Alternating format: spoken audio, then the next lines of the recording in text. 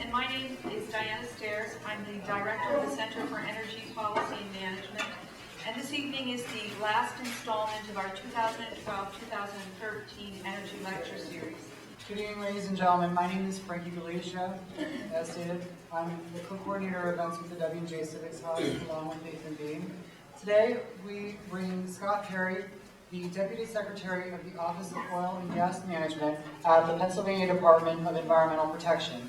Mr. Perry directs the Bureaus of Oil and Gas Planning and Program Management and District Oil and Gas Operations, and he oversees the development of departmental policy as well as regulatory and technical guidance on oil and gas activities in Pennsylvania.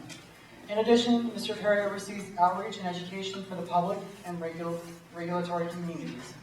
Mr. Perry has more than 10 years of experience with the Department of Environmental Protection. At this time, without further ado, I'd like you to please give a round of applause to tonight's presenter, Mr. Scott Perry.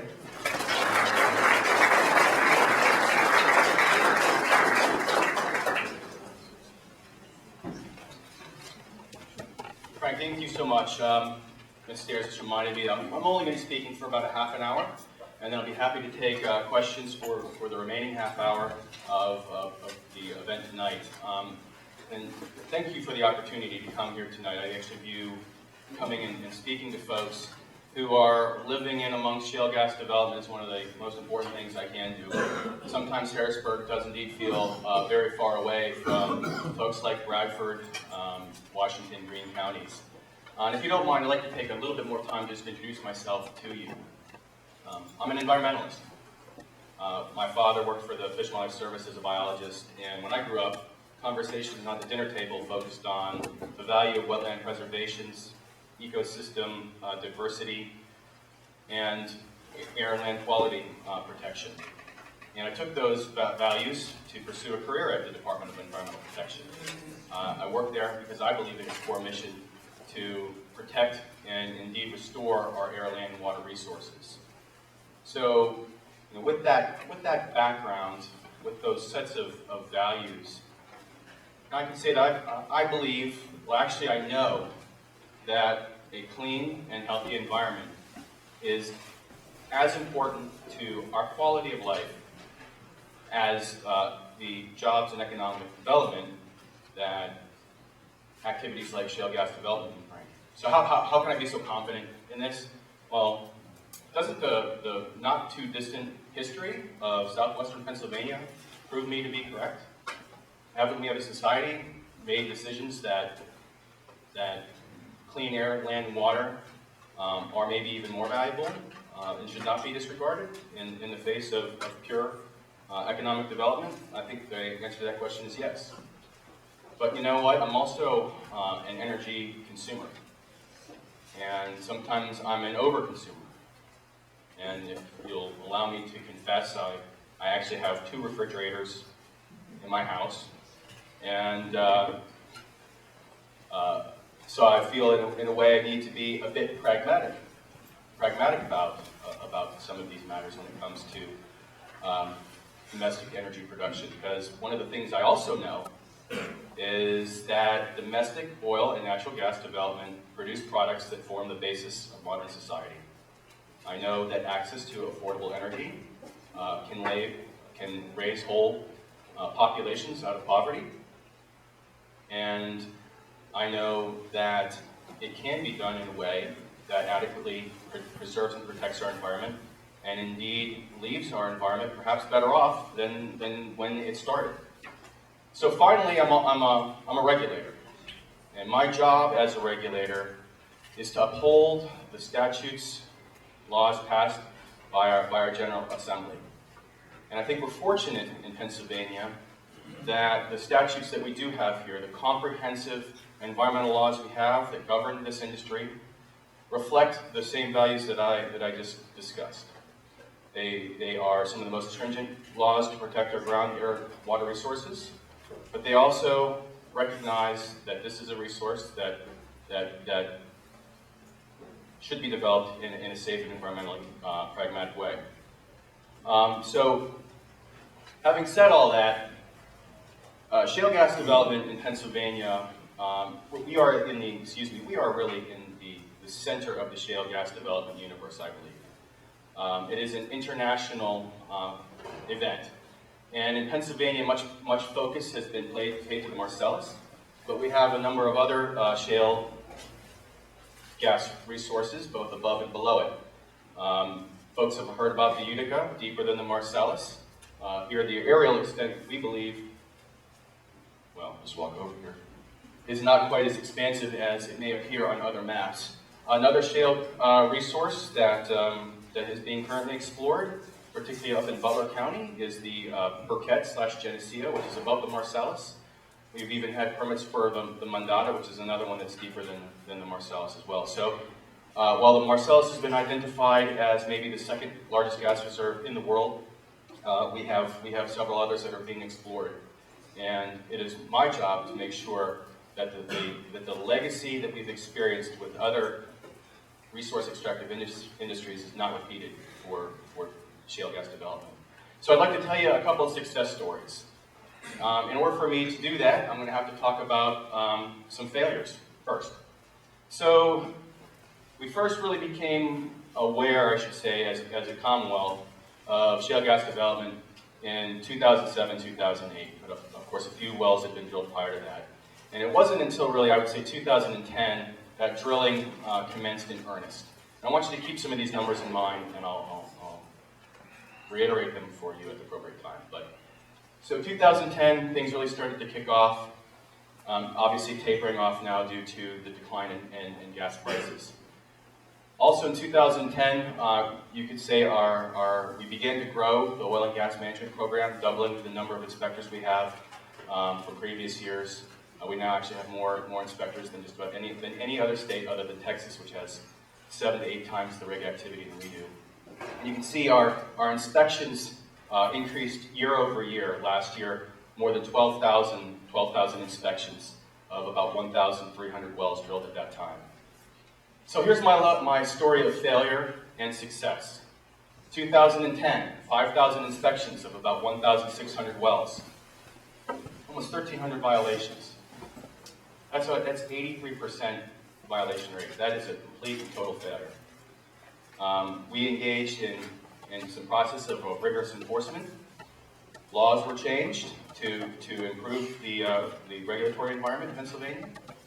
And I will also tip my hat to the operators for employing better practices than have been used elsewhere in the country, probably in the world, so that today, about the same number of wells drilled, about a little over 1,360, more than twice the inspections, half the violations in that time period. That is a successful trend. Is it the goal? Have we reached our journey? Absolutely not. But I believe that we are truly on a path to a development practices that are sustainable for the communities and will ultimately yield net benefits for us all. Here's another success story. 2.1 trillion cubic feet of gas produced in 2012 alone. Why is that a success story? Because of the end uses that gas are going towards. The displacement of coal for a power generation source with natural gas has indisputable benefits for our air, decreases in sulfur dioxide, massive decreases in sulfur dioxide, particulate matter that leads to childhood asthma, mercury deposition that can lead to retarded brain development, inhibit appropriate brain development in children. These coal-fired power plant uses 5 million gallons of water per day to scrub its flue gases. Compare that to the fracking volumes required for a single shale well. In fact, energy generation from other sectors uses significantly greater volumes of water than the shale gas industry ever will. And of course, the waste disposal issues that you have to deal with fly ash and the like, shale gas development doesn't have those same issues. So I do consider that to be a success story. Where is all this gas being produced? Folks might be familiar with this map. What we're showing here is productive wells overlain by the thickness of the Marcellus shale. One of the interesting phenomena of the Marcellus is that it's more thermally immature here, so that on a per MCF basis, these wells are about twice as productive as they are up in the northern tier of the county because they are producing liquids like propane, butane, ethane, and such. And as you can see by some of the production figures here, these wells are actually some of the most productive wells in the entire world. So one of the other issues that we have to deal with in a success story in and of itself is wastewater management. From my perspective, managing the fluids produced from hydraulic fracturing, not the hydraulic fracturing process itself, is the most significant challenge we face. And just like before, we had, I would say, failure. Wastewater that's generated by shale gas wells is extraordinarily salty. I personally have seen lab results that put it at over 350,000 milligrams per liter of total dissolved solids. That's 10 times saltier than the ocean. The way that these wastewaters were being managed before was that we were relying essentially on dilution to solve that source of pollution. Taking the treatment plants that could not remove the total dissolved solids, bleeding it into their existing treatment systems, and ultimately discharging the streams and rivers, relying on the assimilative capacity of streams. And you can see from this diagram, we're talking about over 26% of all wastewater was being managed in that way. As folks I'm sure are well aware, we became aware of bromide levels in the Monongahela River of total dissolved solids exceedances in the Monongahela River in 2011. And those bromides are a concern because as they interact with chlorine in our drinking water systems, they can produce a carcinogen called trihalomethane. And when the governor and then Secretary of DEP, Mike Spencer, became aware of these potential issues, they called on industry to immediately stop taking wastewater to facilities that cannot appropriately remove the salts. And here's the success story. In 2012, 0. 1.5% going to other. One of that 1.5% is to go to landfills, so some of our drilling fluids are captured in there. But these fluids are not being taken to streams and to treatment plants that can't manage it.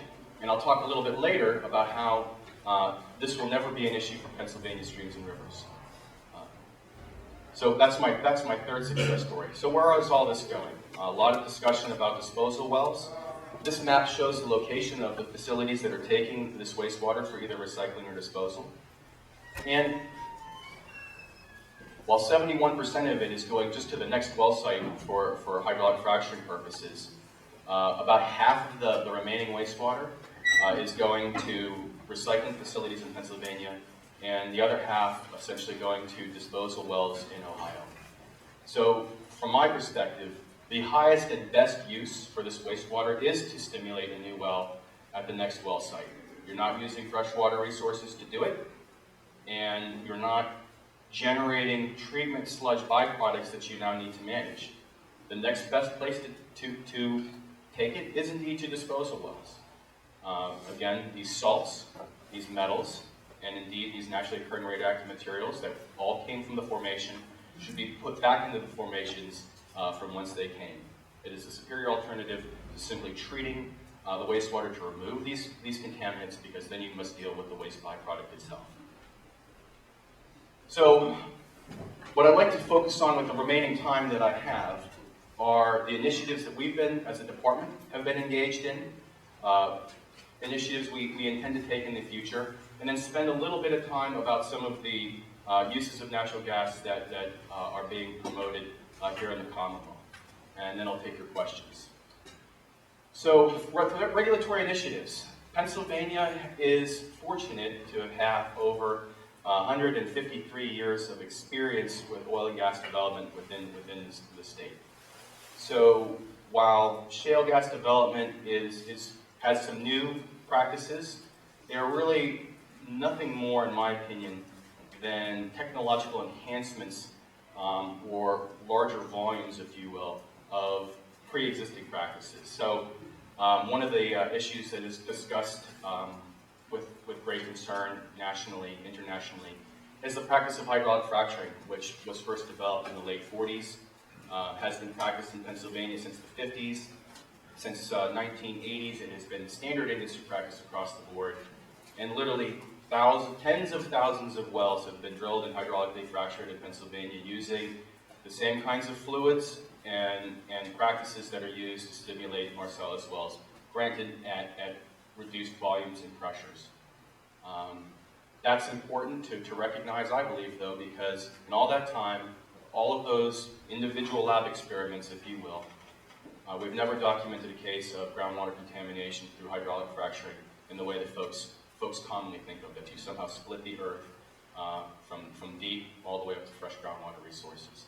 And that's important to me to highlight because our Clean Streams Law and our Oil and Gas Act just flatly prohibit any amount of pollution, any amount of contamination of fresh groundwater.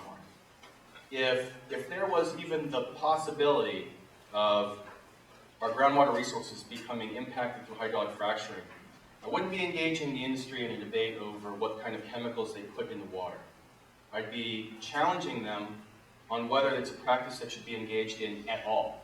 I mean, remember we talked about just how contaminated the flowback water is. So if you frack that well with nothing but distilled water and sand, it's still going to pick up all of the metals and salts and other contaminants and bring those to the surface. Because that does not happen, will not happen, I'm confident that it's a practice that can be engaged in safely. We've got more than 1 million experiences with this across our country, and the findings have been universal across the board. But we do know that there are legitimate issues. Of course there are. And I've outlined my hierarchy of concerns here for you. The number one is safety. Poorly constructed gas wells have the potential to leak methane, both from casing failure, so from within the production casing, as well as from shallow producing zones. This is what happened in Dimmick, Pennsylvania, as a matter of fact. It is not an act of hydraulic fracturing, but methane from shallow gas producing formations that corrupted the cement sheath, worked its way up the outside of the well, got into the groundwater there. A distinctly different issue from hydraulic fracturing altogether, but one that is extraordinarily serious because that kind of activity directly threatens public safety through the risk of explosion and even perhaps asphyxiation. So one of the first things that we did was completely overhaul our well construction regulations to ensure that wells drilled in Pennsylvania are drilled and cemented. For my money, proper cementing practices are the most important aspect of drilling a sound well. Comprehensively overhauling them to ensure that the wells drilled in Pennsylvania are the best that can be drilled anywhere in the world. I don't care if you're talking about offshore or onshore. Our next concern, I mentioned this with wastewater issues. So no facilities now are taking this wastewater. What about new facilities? What about in the future? Well, we passed a regulation that requires any new facility that wants to take this wastewater to actually treat it to drinking water standards, 250 milligrams per liter of chlorides, going from 350,000 milligrams per liter down to 250. We're essentially talking about a distilled water product. So as I say, you cannot have cumulative impact if there's no impact in the first place. 0 times anything is always 0. And that's what this regulation accomplished. We were also concerned about the potential air quality effects of particularly compressor stations. We have undertaken both short-term and long-term studies to ascertain whether air emissions associated with shale gas development pose a concern. Short-term study revealed basically no contaminants of concern. The longer-term study is underway. As I'll talk about in the end, we're also strengthening some of our regulations with respect to emissions from compressor stations. But what we've seen from shale gas development, though, is the opposite of an air quality impact. In my opinion, it's actually been an air quality benefit by the displacement of coal-fired power plants. The third, so we've got safety, health, and now we're talking about pure environmental impacts. These have an impact on water resources that do not necessarily manifest itself in something akin to an impact to human health or safety. Erosion and sediment control is a big deal in Pennsylvania. We have more miles of stream than any other state other than Alaska. and sediment is the #1 source of impairment. So we're concerned about that. Some of the guys from Texas would joke and say, when we saw mud on the ground, we thought that was great because when it was raining, yeah, that's thanks, but keep it out of the stream. So we've enhanced our erosion sediment control regulations in 2010. And the other thing we did this right away, managing the withdrawal of water. The Ohio River Basin does not have an organization similar to the Susquehanna River Basin Commission or the Delaware River Basin Commission, but it receives the same level of protection from water withdrawals. And indeed, the oil and gas industry is perhaps unique in that regard, that if you want to withdraw water to water the golf course or make snow, you do not need authorization from DEP to do that. If you're the oil and gas industry, you want to pull water from groundwater, public water supplies, or surface water resources for fracking, you need to get an authorization from us. And we evaluate it the same way it's evaluated in the Susquehanna River Basin. And then finally, and I like to quote Herm Edwards here, who's not the greatest football coach, but he is saying I like, we're going to dust the corners. And focusing all the way on the details of record keeping and reporting. There are no rules that are unimportant in Pennsylvania. We have new reporting requirements enacted by law, and we take it very, very seriously. So from soup to nuts, if you will, on the initiatives we engage in. But technology changes. Your understanding of the environment and our interaction with it changes. So we have to be involved in the process of continuous improvement. And that's what we've done, both with the leadership of Governor Corbett and initiatives at DEP. First, Act 9, understanding from a community perspective, knowing where these sites are, getting appropriate addressing so our emergency responders can get there quickly and respond to any kind of incidences. Act 9 was passed to address that, getting 911 addresses, putting signs at the site so folks know what's going on there, and getting an emergency response plan both to the department, HEMA, and the county EMAs. And of course, Act 13 of 2011, the greatest revision to the oil and gas laws in a generation. What we have done since Act 13 is passed, we are proposing new regulations. You can actually see them on our website now. I'll be giving a presentation tomorrow in Harrisburg on these regulatory revisions to our technical advisory board. And I just want to hit some of the highlights. For the first time, Act 13 now authorizes or gives the department the power to condition well permits to avoid or minimize potential impacts on public resources. You're always obligated to consider the potential impacts, but now we can expressly condition permits to protect known probable harms to state parks, state forests, municipal parks, and the like. The identification, we're also proposing to have operators identify any abandoned well within 1,000 feet of both the vertical portion of the well as well as the lateral portion of the well. Monitor it for any possible communication during hydraulic fracturing opportunities, and if there is any communication, requiring it to be plugged.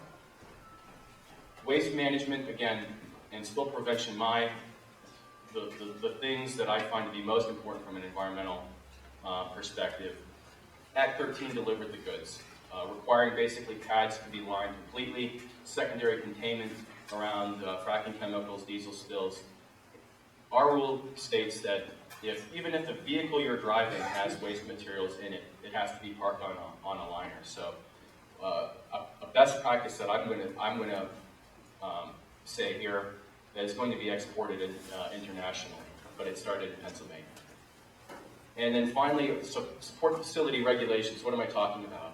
Freshwater impoundments, rock pits that are constructed to build access roads and well sites, temporary overland lines that are utilized to move freshwater and flowback water, regulating these facilities and making sure that they are restored in a timely fashion. But again, we're not done. People have questions and concerns about air quality, and especially about technologically enhanced radioactive material, T-norm, radium-226 and 228. So we've embarked on a comprehensive air quality study down here in southwestern Pennsylvania. We're also doing the same thing for T-norm. Anything that could be possibly touched by those materials, we're going to study it and find out whether there's an issue or not. The preliminary information we have is that it is not particularly an issue, particularly for worker safety, but we need to be sure. It's a topic that is of far too concern to rely on bits and pieces of data or even worse anecdote, and that study is underway now. Air quality, the initiatives we have there, our new permit that was just recently issued, lowering NOx emissions and VOC emissions by 70 to 90% over the previous permit. Significant environmental improvements as a result of this initiative. And now for the first time, emissions at well sites are going to be controlled. Emissions off of volatile organic compound emissions off of tanks, leaks at wellheads must be identified and corrected. All of this being done today. Final benefits on the horizon. I see there being, I've talked a lot about electricity generation. Well, the area that I am most excited about is the increased use of domestically produced natural gas as a transportation fuel, displacing diesel, displacing gasoline, eliminating what T. Boone Pickens called the greatest transfer of wealth in human history, eliminating national security issues that we continue to face to this day, and having a substantial air quality benefit on top of that. Diesel fuel is not clean. The particulate matter causes asthma and other problems. And in contrast, natural gas produces water vapor and carbon dioxide.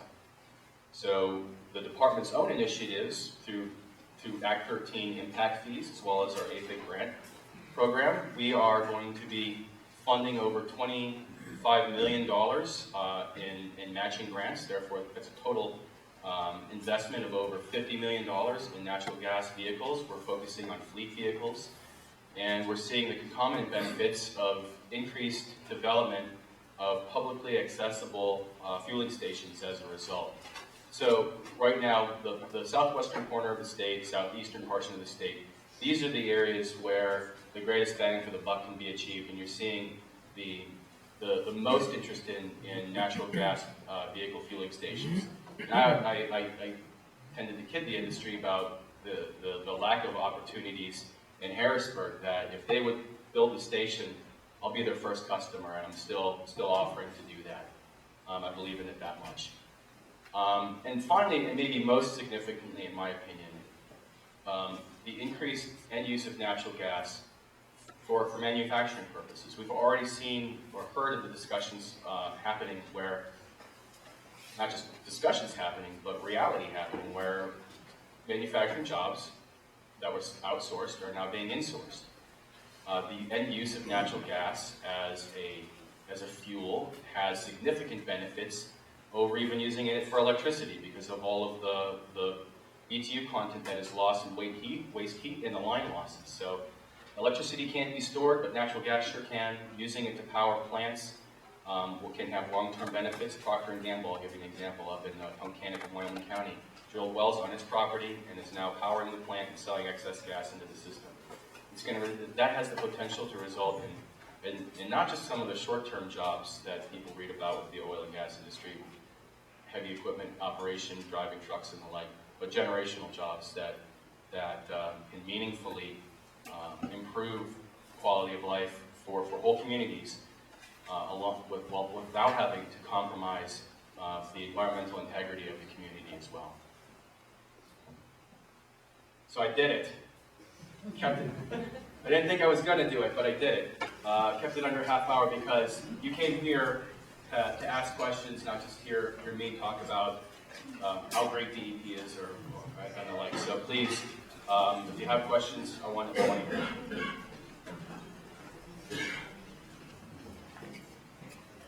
Yeah, I got a shirt like that too, by the way. I kind of ate myself out of it though.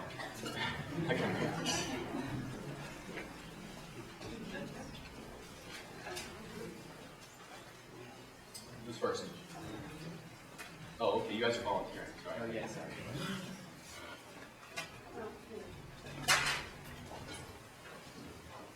You said something at the very beginning of your talk. I didn't quite get it exactly, but you said something like Pennsylvania society has shown that the preservation of water, land, air, and so on is more important than, I don't know, something else. But I'd just like you to elaborate on that. How did Pennsylvania society show Absolutely. that? You know, when I was sitting there, What was your,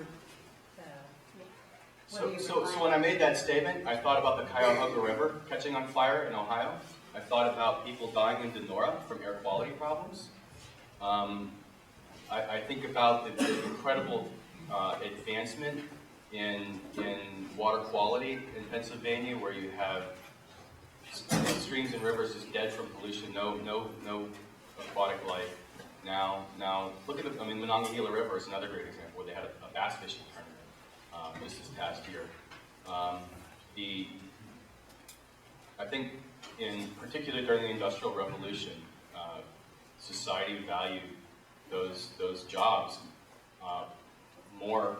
I don't think they had any real cognitive benefit for the environment. And the policies that have been implemented since then, I think, prove what we as a society as a whole, value it at least equally. That when you're talking about quality of life, having clean water to drink and fresh air to breathe is as important as the job you go to. That we can't have a system that's out of bounds. What I'm not saying is that we value those environmental things so much that nobody should have a job at all. But there's got to be a recognition that the water we drink, the air we breathe, the rivers we recreate in, and the like, have a very real economic benefit, and it's measured in the quality of our life.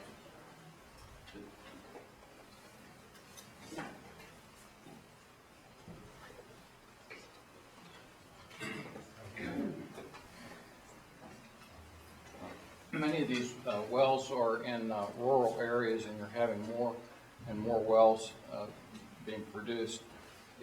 What does the department do in terms of studying the infrastructure impact on highways, electricity? Many of these boroughs, it seems, are overwhelmed with impact, and they don't have the resources, to really study what may be needed in terms of having bridges that can take higher weight, for example. What is the Department of Environmental Protection doing in that regard? Well, you're highlighting some issues with respect to community impacts that I do not manage, but I can tell you that as a Commonwealth, one of the things, like PennDOT, for example, has been working with municipalities to understand how you can properly post your roads so that they can be appropriately bonded. I think you would also agree, though, that where this activity is taking place, you see a lot of road reconstruction that's occurring by the industry. And as a result of the impact fee, for example, this just in the past 12 months, there's been $400 million provided to municipalities to help address some of these impacts. Do I think would that be enough to repave every road in the municipality? No, but what we've seen is that the operators themselves are incurring that expense and repaving roads, better than they were ever paved in the first place. I am not personally studying infrastructure effects of bridge repair, but PennDOT has been engaged in those in that work, particularly on state roads. So, just to follow up, you're not aware of any studies that are being done by agencies of the state government to figure long-range impact on infrastructure? No, I'm afraid I'm not. It's not to say that they're not happening. It's more or less to say I got a bit of my hands full with those other issues, so I'm afraid I haven't had those conversations with PennDOT directly.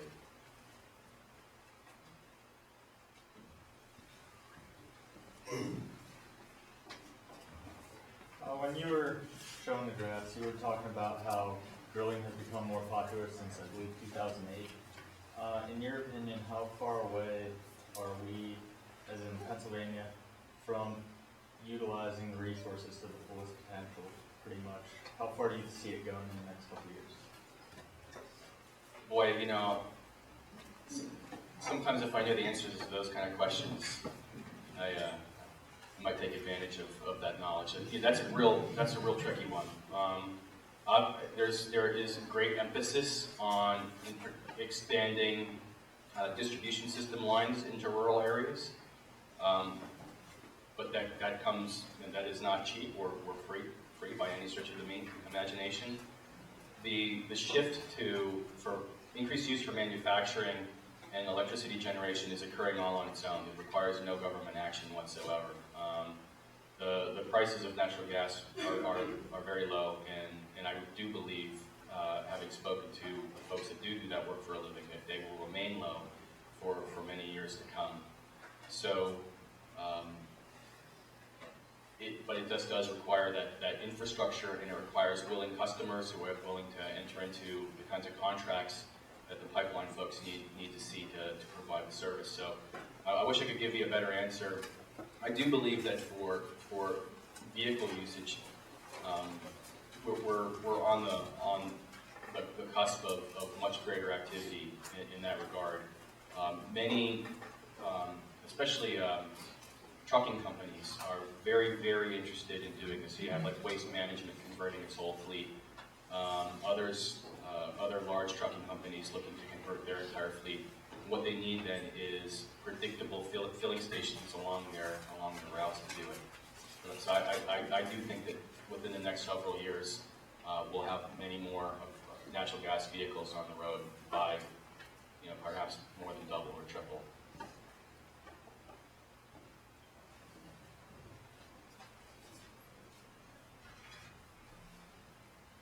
My question concerns the wastewater and how it is trapped.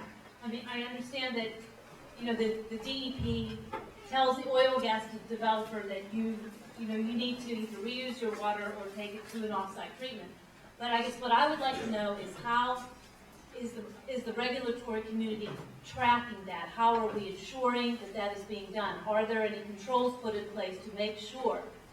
Do we know where every drop of water is going? Yeah, we have a couple of different rules in that regard. One of them, for your ease of reference, on the oil and gas website, where we provide every 6 months how much gas is produced. We also provide reports on how much waste was produced of all kinds, not just wastewater, but the cuttings. How much waste was produced by that well, and where did it go? And so we have that 6-month report, but on a truckload by truckload basis, the operators have to keep records of that. The hauler of the waste has to keep the record of who it was generated and where it went, and then the recipient of that waste keeps records of who generated it and who brought it to me. So we do engage in I'll call it spot checks of these facilities to make sure we have the appropriate documentation is there. We set up drag nets, if you will, to pull over trucks to see do they have the appropriate records on hand. And then, of course, we monitor the 6-month reporting requirement as well. So all that information is publicly available, and I encourage you to examine our website for it. And was that implemented throughout 13 then? Is that a new? The 6-month reporting has been a requirement. It used to be annual. I think it was I want to say 2010 or probably 2010 that the law was changed for every 6 months. But the load by load tracking has been a requirement for many, many years. This is a follow-up question to that question. And we talked about a lot of the successes we've had in the tracking systems that were put into place. And my concern is for some of the violators, specifically the ones from Greene County, what kind of bite are you going to put into the violators, the ones that are circumventing the controls that the state has put into place? Well, I'm very, very proud of the DEP's enforcement record. Even our most ardent critics note that no one enforces the law like the Pennsylvania Department of Environmental Protection. So while the most effective tool that we have and do utilize is that when when an operator is significantly out of compliance, we shut them down. We did that. It's actually still ongoing for Cabot. There's been a moratorium in that 9-mile square box for years, and it is still ongoing. They have not satisfied the department that incident is over. We did it with EOG Resources in Clearfield County, Chesapeake Energy at NatGas, and Carrizo Marcellus in Wyoming County as well. So we don't hesitate to withhold the permit privilege, because that's what it is. It's not a right. It's a privilege to operate in Pennsylvania. But then, of course, we also levy fines. The $1 million penalty against Chesapeake Energy, the largest single penalty that the DEP ever issued, that was initiated by Mike Crancer and Governor Corbett. We levy fines annually over $1 million and sometimes multi-million dollars annually. So we don't hesitate to shut people down. We don't hesitate to issue the civil penalties, and even pursue criminal referrals to the Attorney General's office for recalcitrant operators. Hi, Brian. Ask another follow-up question on the wastewater issue. I made a couple notes here. You referenced earlier that managing wastewater is the most significant challenge that you face. You also said that wastewater is naturally radioactive. In light of that, are open-air wastewater impoundments an industry best practice? They're very prevalent here in Washington County.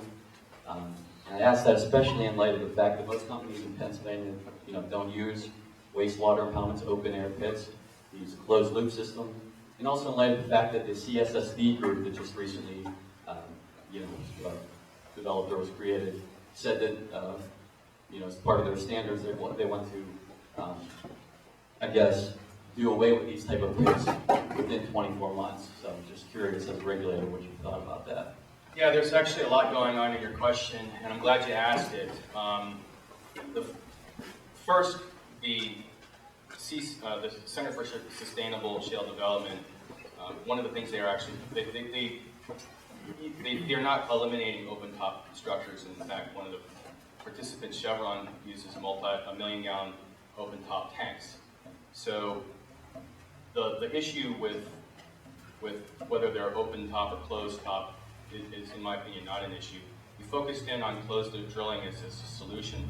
Closed loop drilling really doesn't have anything to do with managing waste in an open structure or not. What it is a system of drilling the well that reuses the mud to remove the cuttings from the well. It does not address management of wastewater or flowback water at all. I also know that the CSSD was actually promoting double-lined impoundments at the pits, at the well site. That's something that I thought was a very interesting recommendation that we'll be taking a look at. But when we did, finally, to get back to the radioactive materials issue, when we have done an analysis of the flowback water, it is basically any radioactivity is completely contained within the fluid. It does not present any kind of hazard to workers, both at the truck driver, the wastewater treatment plant, or the operator. So that was one of the first things that we were concerned about was is there kind of an exposure hazard here? And the answer is no.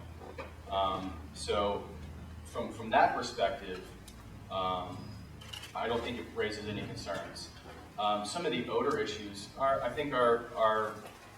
that's where one of the challenges comes from, that sometimes this wastewater can actually go septic and create odors, which people then associate with some kind of hazardous, air pollutant. And I know operators are working hard to control that, but it does not always happen. So some of the management practices that are employed, like making sure all of the hydrocarbons are removed from the water before it's put into an open structure, is something that I'm interested in exploring as well. Yeah. Kindly allow me to move from the stick a bit to the carrot. Around the few large operators is an enormous web of small companies, some of them kind of entrepreneurial, doing all sorts of things. And in this area alone, there are several that are dealing with new techniques on treating wastewater, as an example, and doing lots of other things, building buildings that are soundproof for pumping stations, that kind of thing. What is DEP doing something to sort of work with these folks and help to encourage entrepreneurial work on new techniques that would multiply your efforts and help to accomplish your end?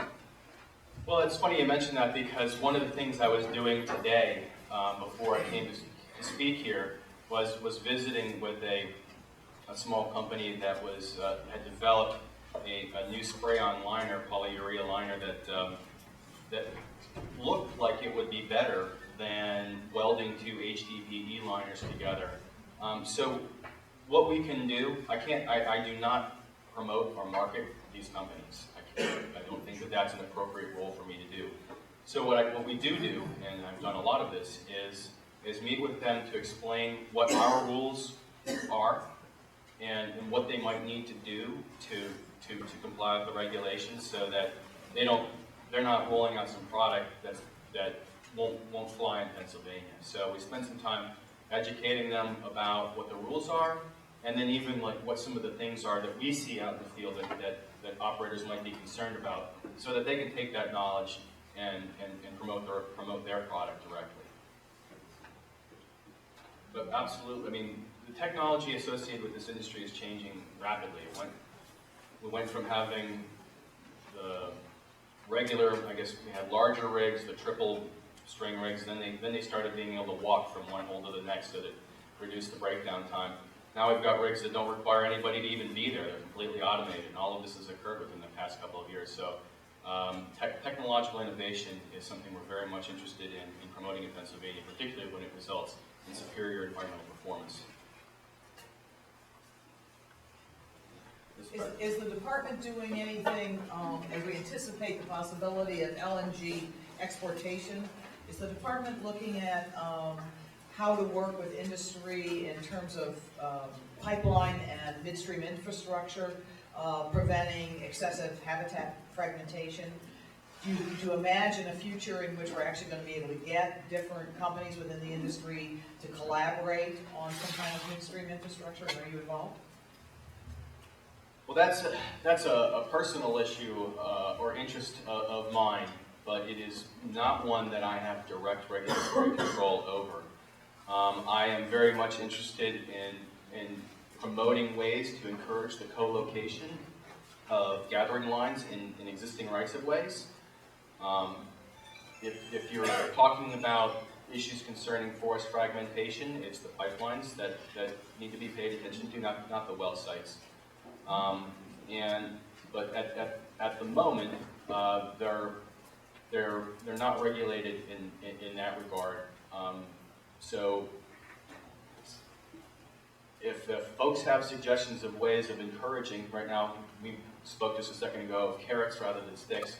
I'm looking for a big bunch of carrots to get those lines in the same rights of way. I think that would really yield long-term benefits for many involved.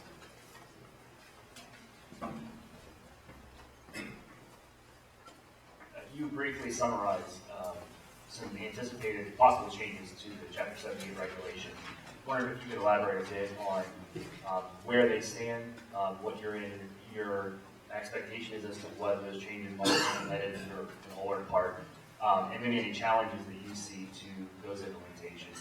I guess perhaps also the industry reaction to those changes this point. Well, it's not helping that my regulatory initiative is coming along at $4 an MCF gas. So there's obviously concerns about expense and process there, but the plan going forward, as I said tomorrow, this will be the second version of the draft rule that I'll be presenting to our advisory board. Then my goal, and I steadfastly will hold to this goal, of getting it to our environmental quality board. So DEP has a judicial, executive, and an administrative branch all within the agency, and the environmental quality board is our legislative branch. It is the body that promulgates our regulations. So I will take that regulation to the board in July, along with a proposal to raise the well permit fee and add additional staff to the department.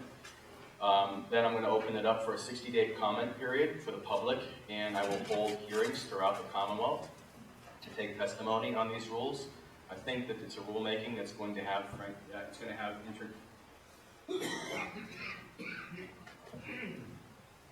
just killed it.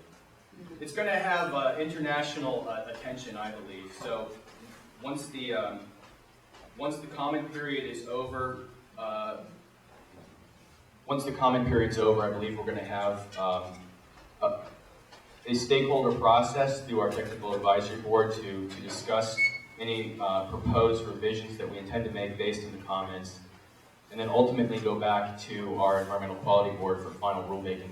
It's going to be a bit of an extensive process, and I invite all of you to participate. But I do not anticipate the rule being final before April of 2014.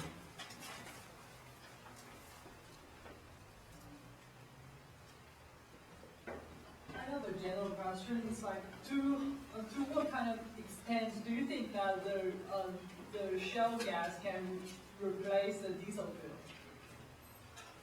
So the question was, to what extent do I think that shale gas could replace diesel fuel? I think probably at a minimum 50%.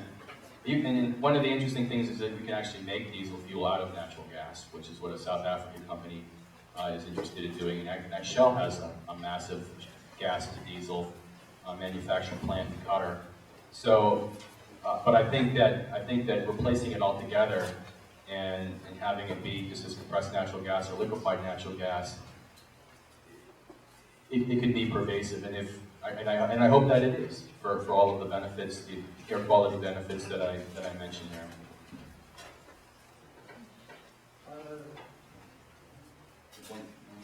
All right, ladies and gentlemen, we have time for one more question tonight, so in the audience.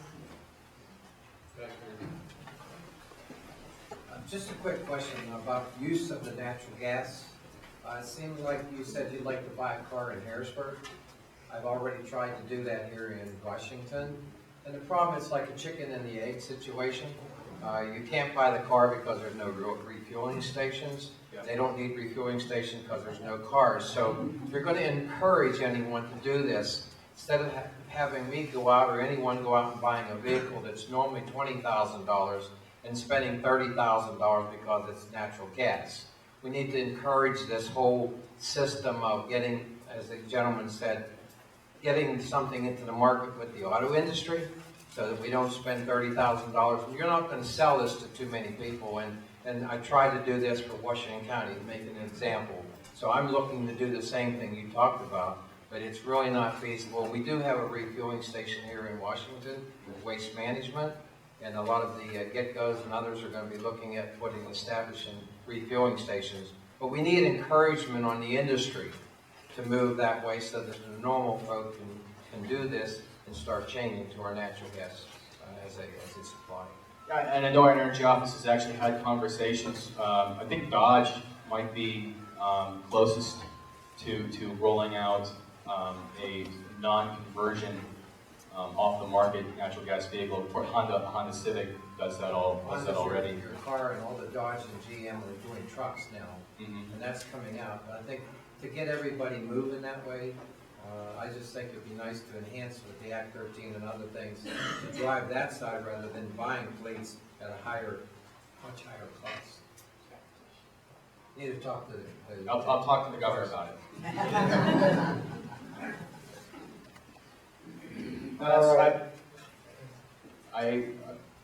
Whatever can be done to achieve that goal, I suppose you could say I'm for it. And I've also gone on the record to say I'm willing to pay more for the car too. I mean, it's the national security issues with a 7-year-old son. That's worth it to me.